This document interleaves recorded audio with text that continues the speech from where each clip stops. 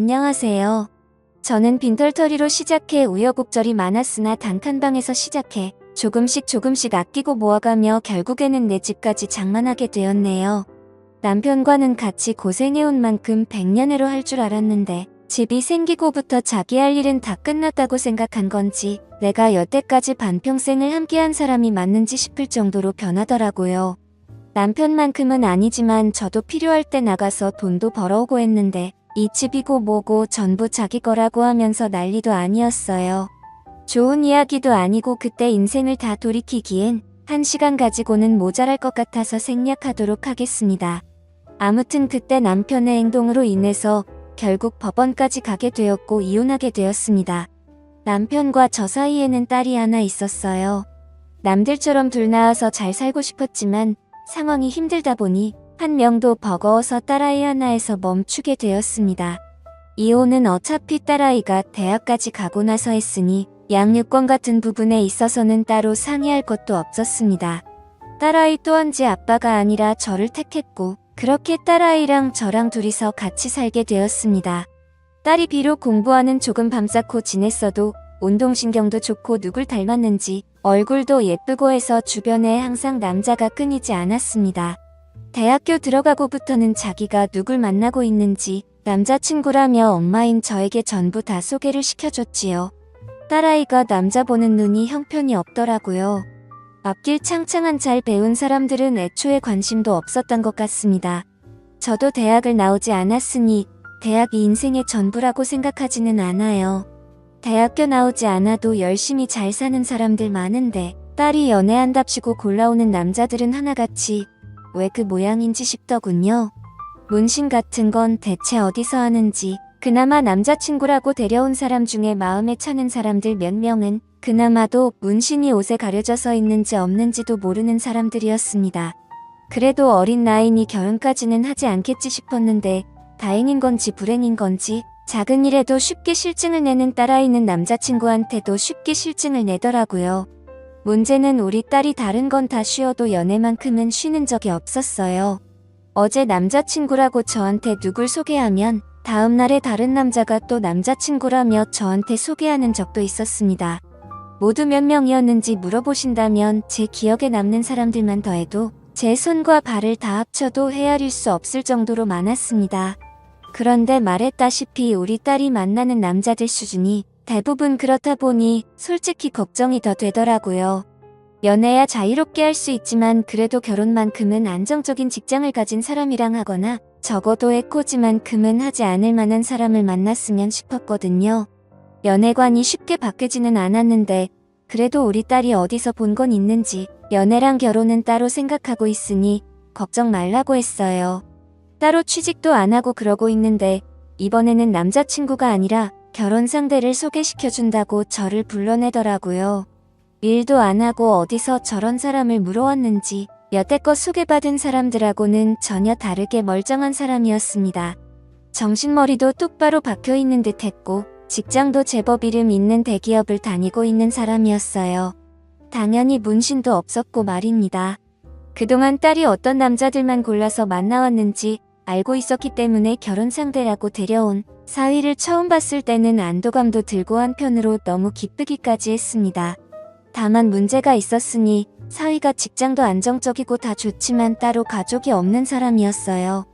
스스로의 힘만으로 저렇게 성공했으니 높이 쳐줄 부분이 있는 건 인정하지만 결혼하기에 당장 직장 말고는 아무것도 없었답니다. 그나마 다행인 건 그동안 학자금 대출이며 이래저래 빚이 많았는데 그건 이미 다 갚고 없다는 사실이었지요. 대신 결혼을 하게 되면 당장 지낼 곳이 없다고 하는 거였어요. 그래서 결국 저희 집에서 처가살이를 할 수 있게 배려를 해줬습니다.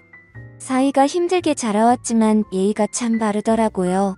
사실 제가 집을 팔아서라도 살 곳을 마련해주는 방법도 있었겠지만 사위는 처가살이 하는데 실은 내색 따로 하지 않고 같이 사는 동안에도 저한테도 참 잘했어요.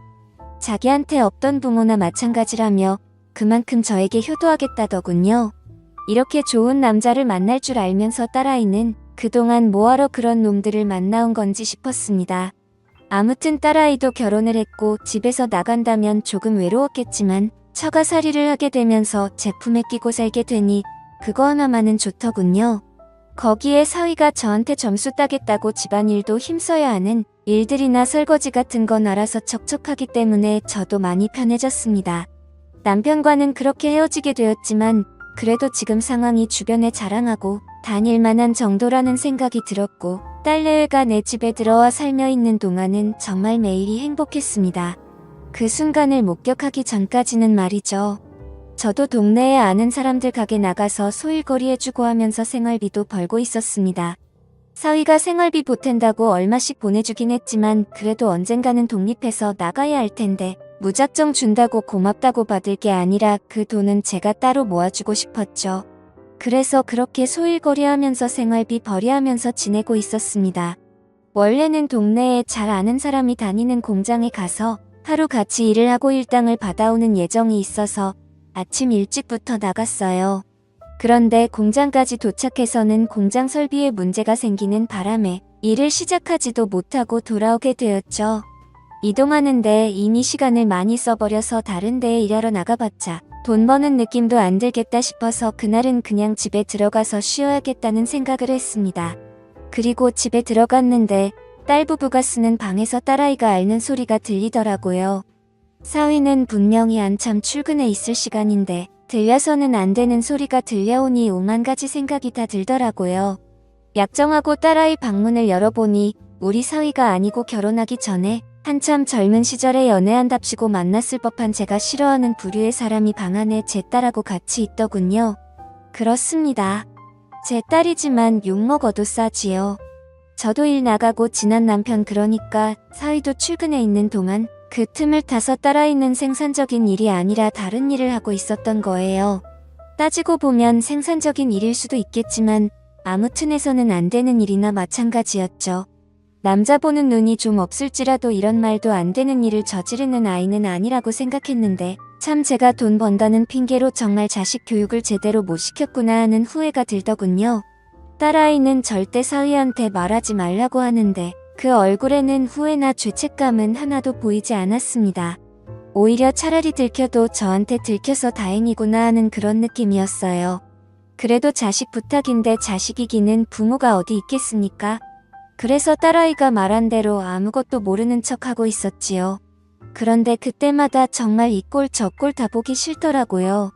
그 사실을 숨기고 있는 제 자신에게도 자괴감이 느껴지고 괜히 제가 일 때문에 밖에 나가 있으면 딸아이가 또 집에 외간 남자를 들이지는 않았을지 그런 생각도 들고 말입니다. 그래서 더는 신경 쓰고 싶지 않아서 제 집은 딸아이한테 넘겨주고 저는 남은 재산을 조금 처분해서 제가 나고 자란 고향으로 돌아왔습니다. 작은 아버지가 아직 시골집을 가지고 계셨고 저희 부모님이 저한테 남기신 건데 하면서 저한테 흔쾌히 집을 사용하게 해주셨지요. 세월을 맞으며 몇 번 고쳐진 집이긴 하지만 태어나서부터 결혼 전까지 살았던 집인데 서울 사람이 다 되었는지 처음에는 시골집이 적응이 되지 않더군요. 딸아이 아니어도 서울에 친구들도 많았고 할 게 많았는데 이곳은 참 할 게 없더라고요. 거기에 집이 비어있으니 사위 출근한 사이에 딸아이가 집에 사람들 끌어들일 거 생각하고 있자니 참 사위한테는 미안한 소리지만 그래도 그 꼴 안 봐도 되니 마음이 편하더군요. 한편으로는 딸아이가 저한테 들켰음에도 불구하고 제가 이제는 아예 집을 나가버렸으니 오히려 맘 놓고 외간 남자들을 집에 들이지 않을까 하는 걱정도 들었고요. 팔이 안으로 굽어서 그렇겠지만 분명히 우리 사위는 아무 잘못 없고 딸아이한테 문제가 있음을 인지하고 있지만서도 끝에서 끝까지 들키지 않고 우리 딸이 무탈했으면 좋겠다는 생각을 했습니다. 그렇게 1년을 떨어져 살았는데 명절이고 생이고 한 번을 찾아오지 않더군요. 그나마 사위는 저한테 먼저 전화라도 합니다. 왜 안 오는지 이유를 물어보면 일이 바빠서라고 대답을 했는데 딸아이랑 통화해보면 왜 안 오는지 그 이유는 사위가 아니라 딸한테 있었어요.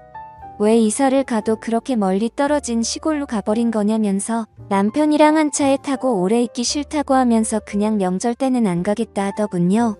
제 딸이지만 그때부터는 저도 정이 떨어지기 시작했습니다. 그리고 그 말을 듣자 하니 아직도 딸아이는 정신 차린 게 아니고 사위와는 멀게 지내고 있는 듯 싶더라고요. 걱정도 잠시였고 저도 시골 생활에 다시 적응하면서 있고 살았고 다른 사람도 아니고 제 자식이 저한테 소홀해지니 역시 자식한테 매달려가며 잘해주고 싶은 생각이 사라지더라고요. 그래서 그렇게 모르는 사람인 척 한참 지냈습니다. 그러던 어느 날이었는데 사위한테 연락이 왔어요. 지금 그쪽으로 내려가는 중이라고 해요. 명절도 아니고 내 생일도 아닌데 무슨 일로 오는가 싶었는데 사위가 다른 게 아니고 자기 혼자 가고 있는 중이라고 하더군요. 무슨 일로 오냐고 물으니 회사 출장이 잡혔는데 같은 지역이라서 그래서 간만에 숙소 안 잡고 장모님과 같이 저녁 식사라도 해야겠다며 찾아오는 겁니다. 음식은 제가 서울 살 때 엄청 좋아해서 일주일에 한 번씩은 꼭 가던 국밥집이 있었는데 그게 생각나실까봐 포장해서 가지고 오는 중이니 밥도 차릴 필요 없다 하더군요. 내 자식이 나한테 이렇게 소홀한데 신경 써주는 사위 마음 씀씀이가 너무 좋더라고 합니다. 아무리 회사 일로 출장을 왔다고 하지만 여기는 도심에서도 많이 떨어진 시골 동네인데 끝끝내 숙소 안 잡고 저희 집으로 오겠다는 거잖아요. 거기에 저 번거롭지 않게 식사도 포장해오고 그것도 모자라서 제가 제일 좋아하던 식당을 기억해서 거기 음식을 사오는 기까지 했으니 말이지요.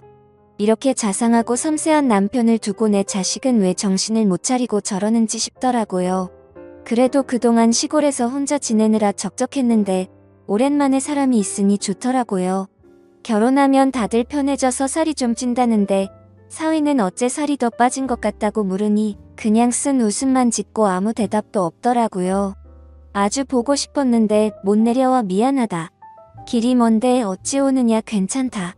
이런 뻔한 안부를 몇 마디 주고받으니 할 말이 많이 없어 조용해졌습니다. 사위도 사실 능글맞은 부분도 없고 아무래도 편하게 있기는 힘들었겠지요. 그래도 저 생각해서 이 먼 길을 와준 것만 해도 불편해 보이는 모습에도 고맙기까지 하더군요. 그동안 혼자 시골에 있는다고 할 게 없어서 이것저것 만든 담금주들이 있었는데 사위가 술을 좋아하는 건 알고 있어서 인삼주내하면서 너무 긴장하지 말고 편하게 있으라며 사위한테 술을 한두 잔 권했습니다. 처음에는 사위도 머뭇대더니 그래도 좋아하는 술에 직접 담근 귀한 술이다 보니 좋아하는 술을 안 마시고 지나칠 수는 없었나 봅니다. 그때그때마다 담궈둔 술이 많다 보니 다른 사람도 아니고 내 딸 먹여 살려주는 사위가 마시는데 아깝지는 않았습니다. 사위는 사양하면서도 계속 한 잔 한 잔 마시다 보니 어느덧 잔뜩 긴장해서 힘이 들어가 있는 모습은 온데간데 없고 슬슬 몸이 풀리는 듯 싶더라고요. 그래도 회사 일 때문에 왔는데다가 다음날 일도 봐야 할 텐데 술이 어느 정도 들어가니 그만 마시게 해야겠더라고요. 그런데 사위는 이 정도 취하는 건 괜찮다며 계속해서 잔을 채우더군요. 이상했죠.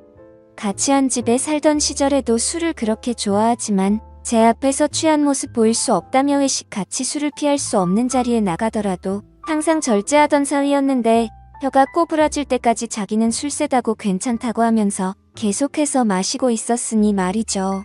담금주라고 해봐야 어차피 시간이 남아서 담근 고급 술도 아닌데 말입니다. 그때까지도 저는 별 생각 없었어요. 그냥 표현하는데 서툰 사위가 장모를 오랜만에 만난 나름대로의 반가움의 표시라 생각했습니다. 어차피 혼자 사는 집이다 보니 방이 남아서 저는 10시만 되면 졸린 이 사위가 잘 곳을 마련해놓고 저는 먼저 자겠다 말하고 혼자서 잠자리에 들었습니다. 그리고 제가 잠에서 깨고 만 건 한참 깊은 잠에 들어 있어야 하는 새벽이었죠. 이불맛에서 느껴지는 인기척에 잠에서 깨고 저는 이내 쏘스라치게 놀라고 말았습니다.